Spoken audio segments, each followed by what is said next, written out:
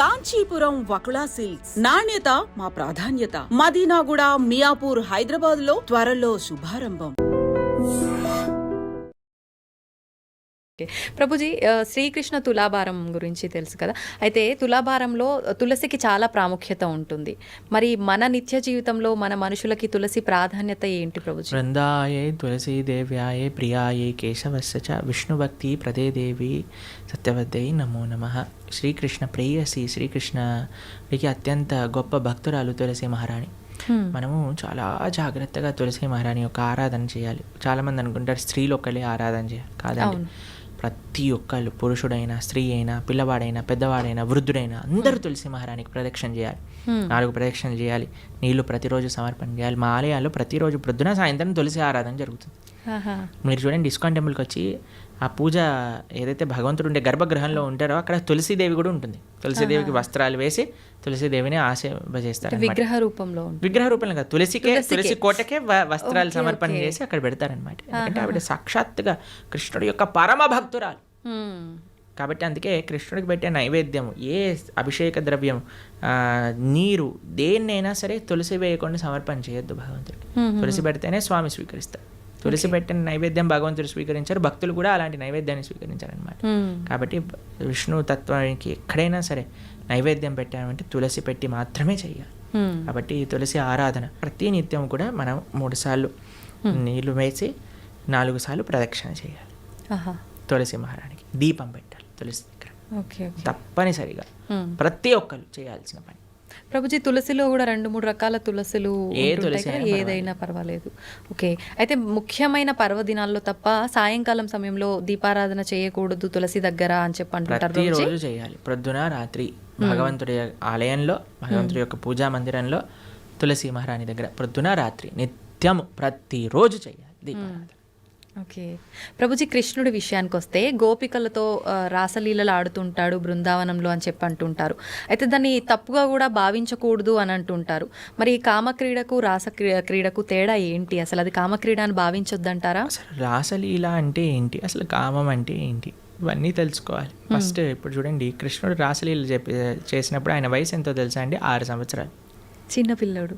6 సంవత్సరాల పిల్లలు అమ్మాయిలు అబ్బాయిలు అందరూ కలిసి ఆడుకుంటున్నారు అనుకోండి, మీరు ఏమంటారు? ఏ దూరం జరుగు, అమ్మాయి దగ్గర ఆడవద్దు అని అంటారా మీరు ఎప్పుడైనా? లేదు.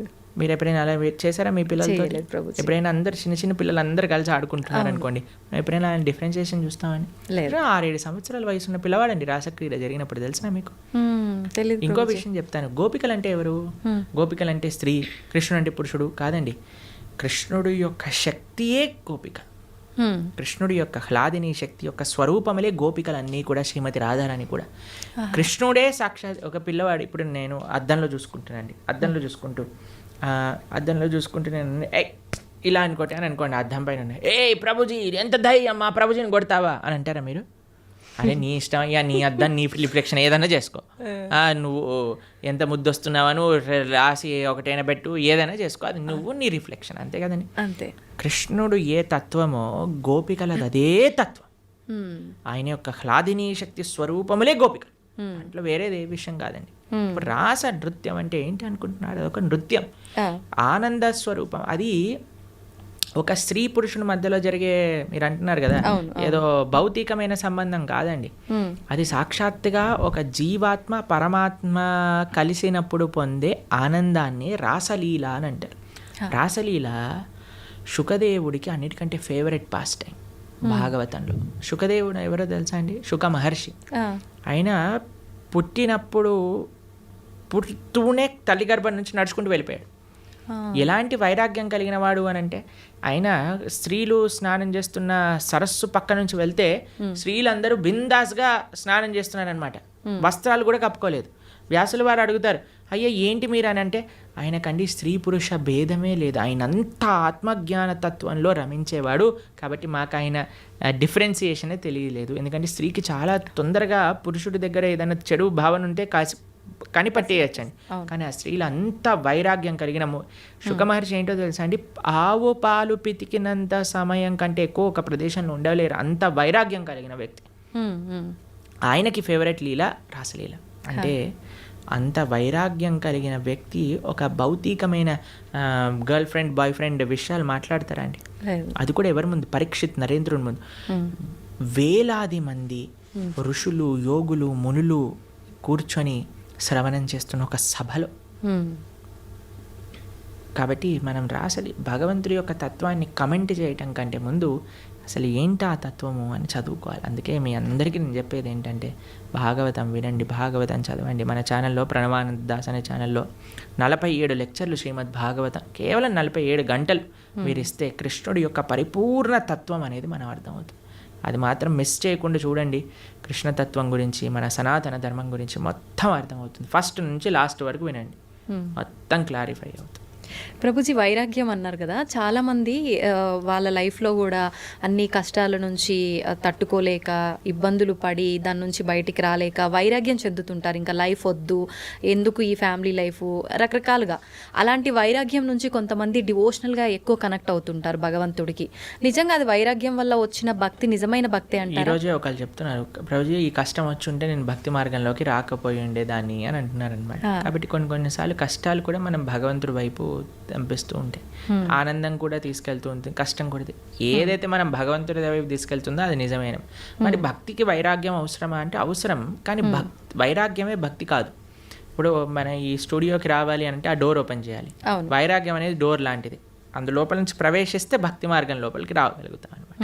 కాబట్టి వైరాగ్యం కావాలి. వైరాగ్య విద్య, నిజభక్తి యోగ, శ్రీ చైతన్య మహాప్రభు యొక్క ఉపదేశములలో వైరాగ్యము అని అంటే ఏదో ఫల్గు వైరాగ్యము కాదండి. నిజమైన వైరాగ్యం మనకు కావాలి. యుక్త వైరాగ్యము అని అంటారు. ఫల్గు వైరాగ్యము అని అంటే ఇప్పుడు చూడండి,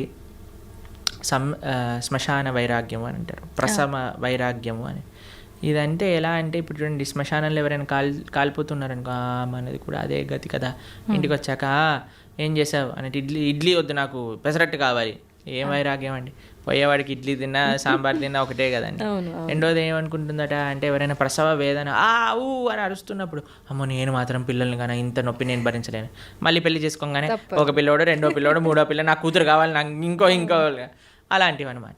అలాంటి వైరాగ్యం పనికిరాదు. వైరాగ్యం అంటే ఏంటి? నా దగ్గర ఉన్నదంతా కూడా భగవత్ సేవలో ఉపయోగిస్తా. యుక్త వైరాగ్యము. ఇప్పుడు మీకు ఒక విషయం చెప్తాను. నేను ఇలా వెళ్తున్నాను అనుకోండి, ఒక పర్స్ పడిపోయింది అనుకోండి, అమ్మయ్య దేవుడు నాకు ఈ విధంగా కరుణించాడు, డబ్బులు నాకు ఇచ్చాడని తీసుకోవటం ఒక విధి. రెండవది ఏంటి? అయ్యో నాది కాదు కదా, వదిలేస్తాను, నేను ముందుకెళ్ళిపోతాను, ఇంకో విధి. లేదు 3, అరే పర్స్ పడింది విజిత గారు, ఎవరిదైనా అంటే అయిందే అండి ఇచ్చేయటం మూడో విధి. ఏది మంచిది అంటారు ఈ మూడిట్లో? అడిగి ఎవరిది అని ఇవ్వటమే. అంతే కదండి. దాన్ని యుక్త వైరాగ్యం అంటారు. ప్రతి ఒక్కటి తీసుకో, ఎవరికి చెందాల్సిందో వాడికి చెందించు. ఈ ప్రపంచంలో ఉన్నదంతా కృష్ణుడికి చెందిందే కాబట్టి ఆయనకి సమర్పణ చెయ్యి. అది నిజమైన వైరాగ్యం, నిజమైన భక్తి అని అంటే. నీ కోసం నువ్వు వాడుకోకు, పరమాత్మ కోసం ఉపయోగించు, దేశం కోసం ఉపయోగించు, ధర్మం కోసం ఉపయోగించు, భాగవతోత్తముల కోసం ఉపయోగించు, భగవంతుడి కోసం ఉపయోగించు. అది వైరాగ్యం. ప్రభుజీ, భగవంతుని ఆరాధించాలంటే భక్తి ఒకటే ప్రధానమా? శరీరం కూడా శుచిగా ఉండాలి అంటుంటారు. నిజంగా శరీరం శుచిగా ఉండటం అంటే ఏంటి? మీరు అన్నారనుకోండి, ప్రభుజీ మా పిల్లల్ని స్కూల్కి పంపిస్తాను కానీ యూనిఫామ్ అయ్యాను, యూనిఫామ్తో ఏం సంబంధం ఉండండి, వాళ్ళకి చదువుకోవడం కావాలి, వాళ్ళు చదువుకోవాలని ఇచ్చి ఉందంటే స్కూల్ వాళ్ళు ఎలా చేస్తారండి? ఏమంటారు, ఫస్ట్ యూనిఫామ్ వేసుకొని రా, అంతే కదా. అవునా కదా? స్కూల్ షూస్ పైన మొత్తం బురద జల్లి పంపించి, బురద ఉంటే ఏంటి, నువ్వు చదువు చెప్పు, ఆయన చదువు నేర్చుకోవడానికి వచ్చావు, నువ్వు చదువు చెప్పడానికి వచ్చావు, షూ బూట్ ఇవన్నీ అంటావు ఏంటి అని అంటారా మీరు? ఏమంటారా? అమ్మ టీసీ ఇస్తాను, తీసుకెళ్ళు, మీ పిల్లల్ని వేరే స్కూల్లో జాయిన్ చేయించు అని అంటారు. అంతేనండి. గోర్లు ఎందుకు కట్ చేసుకోవాలండి, గోర్లకి చదువుకి ఏం పని ఉంది అంటే, మా స్కూల్లో పీటీ సార్ ఉంటే వాడు పెద్ద కర్ర పట్టుకొని పాట్ అని కొట్టేవాడు, గోర్లు పెరిగాయండి. అందరు పీటీ పీరియడ్ ముందు అందరు పళ్ళతో మొత్తం పడేసేసేవాళ్ళు అనమాట, హడలు వచ్చేసేది అనమాట. వామ్మో పీటీ ఈరోజు థర్స్డేనా అని అందరు హడలిపోతుండేవారు అనమాట. మీరు తినారా ప్రభుజీ అట్లా దెబ్బలు? అంటే గోర్లతో కొరికేసాం అనమాట. దెబ్బలు తినేముందు. ఓకే, తెలివైన మూవ్ అనమాట అక్కడ. అయితే భక్తికి చాలా మంది అడుగుతారు, ఈ శుచి ఏంటి, స్నానం చేయటం ఏంటి, ఇదంతా మూర్ఖత్వం, వీళ్ళంతా చాదస్తం, పైత్యం అని అంటూ ఉంటారు. కాదండి, మీకు భక్తి హృదయంలో ఉండాలి అని అంటే దాన్ని ఎక్స్టర్నల్గా కొన్ని రూల్స్ అండ్ రెగ్యులేషన్స్ పాటించాలి. శుచి, స్నానం, ప్రొద్దున లేవంగానే స్నానం చేయటం, మనం కాలకృత్యాలు తీర్చుకున్నాక స్నానం చేయటం, మడితో ఉండటం, అక్కడిక్కడ ముట్టుకోకుండా మంచిగా ప్రేమతో భగవంతుడికి నివేదన చేయటం, ఇవన్నీ కూడా ఆధ్యాత్మిక మార్గంలో మనకి మంచి వైపు నడిపిస్తూ ఉంటుంది అనమాట. కాబట్టి శుచి శుభ్రత అనేది చాలా ఇంపార్టెంట్ అండి. ఇప్పుడు చూడండి, ఈ రూమ్ అంతా నీట్గా ఉంది కాబట్టి ప్రశాంతంగా మనం మాట్లాడుకోగలుగుతాం. కెమెరామ్యాన్లు వాళ్ళు పనిచేస్తున్నారు, మనం ఇక్కడ ఇంకా మొత్తం చిందర బిందర పేపర్లు ఇక్కడ పడిపోయి ఆ లైట్లన్నీ కింద కూసిపోయి మొత్తం గోలగోలు ఉందనుకోండి, మనకి చెప్పాలి మాట్లాడాలి, ఫస్ట్ ఈ రూమ్ క్లీన్ చేయండి తర్వాత చేస్తామంటారు. అంతే కదండి. అంతే. ఏంటండి మేము ఇంటర్వ్యూ చేయడానికి వచ్చాం, ఇంటర్వ్యూ చేయండి ఇవన్నీ ఎందుకు అని అన్నారనుకోండి, బాగుండదు కదా అది. కాబట్టి శుచి శుభ్రత డైరెక్ట్గా మనసుకి కనెక్షన్. ఇప్పుడు చూడండి, ఇంటికి వచ్చారనుకోండి, ఇంట్లో అన్ని నీట్గా ఉండి చక్కగా సాంబ్రాణి, మా ఇంటికి వచ్చినప్పుడు బ్రహ్మాల ఆరాధన చేశాక సాంబ్రాణి పొగ వేస్తారనమాట. అప్పుడు ఆ ఆధ్యాత్మిక గుడికి వచ్చిన వాతావరణంలో లాగా ఉంటుందన్నమాట. అంతేగాని అన్ని చిందర బందర వేసి అందరు ఇలా పడిపోయి కూర్చున్నారు అనుకోండి, అప్పో ఎందుకు వచ్చాను రా బాబు, ఎక్కడికైనా వెళ్ళిపోతే బాగుండు అనిపిస్తుంది. కాబట్టి మనకి మనసుకి బాహ్యమైన శుచి శుభ్రత వీటికి కనెక్షన్ ఉంది. కాబట్టి దాన్ని జాగ్రత్తగా తెలుసుకొని మనం శుచి శుభ్రత పాటించాలి. మన ఛానల్లోనే సదాచారము అనే ఒక కోర్స్ మనం చేసాం అనమాట. ప్రణవానంద దాస్ ఛానల్లోనే సదాచారం గురించి చెప్పాను. అసలు వంట ఎలా చేయాలి, అసలు మనం శుభ్రత ఎలా మెయింటైన్ చేయాలి, స్నానం ఎలా చేయాలి, అన్ని విషయాలు అందులో ఉన్నాయి. 7 లెక్చర్లు ఉంటాయి, మొత్తం శుచి శుభ్రత గురించి తెలుసుకోవచ్చు అనమాట. అది కూడా వినండి, చాలా మంచి పనికొస్తుంది. ఓకే ప్రభుజీ, చాలా మంది కాదు, ప్రతి ఒక్కరు కూడా అసలు ఏది శాశ్వతం కాదు అని అందరూ చెప్తుంటారు. అయితే అది తెలిసి కూడా మనం అన్నిటిపైన వ్యామోహం పెంచుకోవడము, ఈ బంధాలు బంధుత్వాలు వీటన్నిటిపైనే ఫోకస్ చేస్తూ ఉంటాం. ఎంతసేపు కూడా లగ్జరీ లైఫ్కి అలవాటు పడిపోతుంటాము. అసలు ఏంటి, నేను ఎందుకు వచ్చాను, అసలు ఎందుకు జీవించున్నాను, నేను అసలు ఏం చెయ్యాలి అనేది ఎలా అర్థమవుతుంది? ఈ ప్రశ్నలకు సమాధానం. ఇప్పుడు 2 ఎక్స్ట్రీమ్స్లో ఉంటారండి. ఒకటి టూ అటాచ్డ్ లేదా టూ డిటాచ్డ్. భక్తి అలా కాదు. భక్తి అండర్స్టాండ్ యువర్ పొజిషన్. నువ్వు భగవంతుడి యొక్క దాసుడివి, ఇవన్నీ కూడా భగవంతుడు ఇచ్చినవి. కాబట్టి ఇప్పుడు చూడండి, మీకు ఇంతకుముందు చెప్పాను అనుకుంటా, మాకు ఏదన్నా వస్తువు కానీ ఏదన్నా మేము యూజ్ చేసాం ఉందనుకోండి, ఫస్ట్ దానిపైన ICO ప్రణవానంద దాస అని రాస్తాం మేము. ICO అంటే ఇన్ కేర్ ఆఫ్, అంటే ఇది నాది కాదు, నాకు కృష్ణుడు ఇచ్చింది, నేను దీని కేర్ టేకర్ని మాత్రమే. ఈ భావన ఉండాలి. నీ కొడుకు పైన, భార్య పైన, భర్త పైన, ఇల్లు పైన, గాడి పైన, చుట్టాల పైన, వస్తువుల పైన, అన్నిటికీ ఇదే భావన. ఇది పరమాత్మ భగవంతుడు నాకు ఇచ్చాడు, దీన్ని నేను జాగ్రత్తగా చూసుకుంటా. కానీ ఎవరిచ్చారు? భగవంతుడు. నా ప్రేమ భగవంతుడి పైన. భగవంతుడు ఇచ్చిన వస్తువు. ఇప్పుడు నేను మీకు ఒక గిఫ్ట్ ఇచ్చాను అనుకోండి, ఎంత బాగా పెట్టుకుంటారే, ప్రభుజీ ఇచ్చారు ఈ గిఫ్ట్ని, జాగ్రత్తగా పెట్టుకోవాలి అని అనిపిస్తుంది. ఎందుకు? గిఫ్ట్ పైన ప్రేమ లేదా ఒక వ్యక్తి పైన గౌరవమా? ఇప్పుడు మీకు చాలా ప్రేమతో మీ తమ్ముడు కానీ, అన్నయ్య కానీ, చెల్లి కానీ, అక్క కానీ ఒక గిఫ్ట్ ఇచ్చారనుకోండి, ఐఫోన్ ఇచ్చారు. ఐఫోన్ నాకు చాలా ఇష్టం. ఎందుకు నీకు ఐఫోన్ ఇష్టము అని అంటే, అయ్యో మా తమ్ముడు, అక్క, చెల్లి, అన్న ఎవరో ఒకరు నాకు ఈ గిఫ్ట్ ఇచ్చారు కాబట్టి. అన్నకి యాక్సిడెంట్ అయింది, పోతే పోనీ ఐఫోన్ ఉంది కదా, ఐఫోన్ చూసుకుంటాను అన్నారు అనుకోండి. అరే నీకు అన్న ముఖ్యమా ఐఫోన్ ముఖ్యమా? నాకు ఐఫోన్ ముఖ్యం అంటే నిజంగా అన్న పైన ప్రేమ అండి? లేదు. అన్న పైన ప్రేమ మీకు ఆ ఫోన్ పైన రిఫ్లెక్ట్ అవుతుంది. అన్న ఇచ్చాడు కాబట్టి నాకు ఇది ప్రేమ అని అనిపిస్తుంది. అట్లనే భగవంతుడు అయిన ప్రేమ ఎప్పుడైతే ఉంటుందో అన్ని సంబంధాలు బాగుంటాయి. ఎందుకంటే వీళ్ళందరినీ కూడా భగవంతుడితో కనెక్షన్తో చూస్తాం కాబట్టి. ఎప్పుడైతే భగవంతుడిని తీసేస్తామో జీవితంలో మన స్వార్థం, ఆవిడ అనుకుంటుంది ఆవిడ స్వార్థం, నేను అనుకుంటాను నా స్వార్థం, పిల్లలు అనుకుంటారు నా స్వార్థం, తల్లిదండ్రులు అనుకుంటారు నా స్వార్థం, అత్తమామలు అనుకుంటారు వాళ్ళ స్వార్థం. కానీ ఎప్పుడైతే కుటుంబం మొత్తం కలిసి భగవంతుడిని ఆశ్రయిస్తుందో అప్పుడు అందరూ కృష్ణుడికి ఏది మంచిది, కృష్ణుడు నేను ఏం చేస్తే నాతో ఆనందంగా ఉంటాడు అని ఆలోచించి ఆ విధంగా చేస్తాను. ఇదే భక్తి అంటే. అందుకే శ్రీల ప్రభుపాదుల వారికి వాళ్ళ గురువు గారు చెప్పారు, everything can come later, the most important necessity in this world is Krishna consciousness. భక్తి ప్రపంచంలో ఉంటే అన్ని రకాల సుఖములు, అన్ని రకాల స్వాంతనలు, అన్ని రకాల సౌఖ్యం చేకూరుతుంది. దాంట్లో ఎటువంటి డౌటే లేదు. ఇది ముఖ్యం. ప్రభుజీ, ఎక్కువగా ఇస్కాన్కి సంబంధించిన వాళ్ళు ఎవరైనా సరే కృష్ణుడి గురించే ఎక్కువగా మాట్లాడుతూ ఉంటారు.